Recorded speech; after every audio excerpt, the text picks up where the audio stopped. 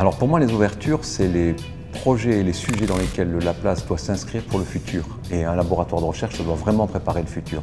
Il me semble qu'une voie de diversification particulièrement intéressante pourrait se trouver, en ce qui concerne nos travaux, dans le domaine de la santé, du spatial et de l'environnement. Sur ces 3 points, il me semble que le point commun, le plus naturel, c'est l'existence de compétences au laboratoire autour de la compréhension et de la modélisation, voire de la réalisation de plasma.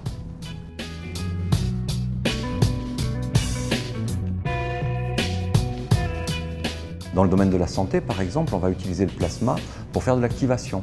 Soit de l'activation du vivant, et dans ce cas-là, on va stériliser par exemple des cellules, qu'elles soient humaines ou végétales, mais on va aussi utiliser le plasma pour des applications thérapeutiques.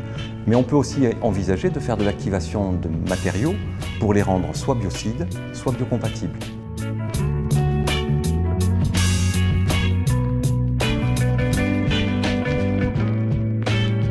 Le spatial, c'est la vraie aventure de demain et on travaille déjà dessus avec les propulseurs à effet Hall, les propulseurs plasma, qui aujourd'hui servent à positionner sur orbite des satellites, à changer, à corriger leur orbite. Et demain, on peut très bien envisager, si nous travaillons bien, des voyages interplanétaires.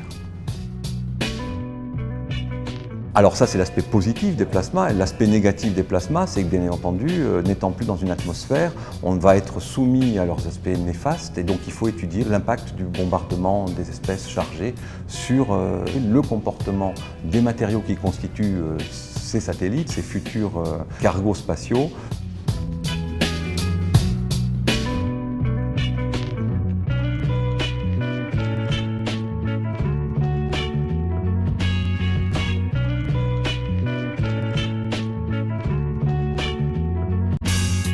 Alors l'environnement, tout le monde s'inscrit dans le cadre de la transition énergétique. Le laboratoire apporte sa contribution à ces travaux, bien entendu, à ces changements importants pour le futur. Outre ce que nous pouvons faire dans le domaine de l'énergie, bien entendu, et de l'aéronautique, il nous semble important de travailler dans le domaine du traitement des déchets, par exemple par la vitrification de ces déchets à l'aide de torches à plasma, ou dans le traitement des effluents, mais aussi de travailler sur des techniques tout à fait en pointe et tout à fait nouvelles concernant la séparation de produits radioactifs à l'aide de plasma magnétisé. Bien entendu, il va de soi que j'ai focalisé ces 3 axes sur les plasmas parce que c'était un fil directeur simple, mais dans ces différentes activités, toutes les compétences qui existent déjà au laboratoire, qui concernent la conception des systèmes, l'électromagnétisme, voire la réalisation de matériaux pour l'éclairage, auront toute leur place.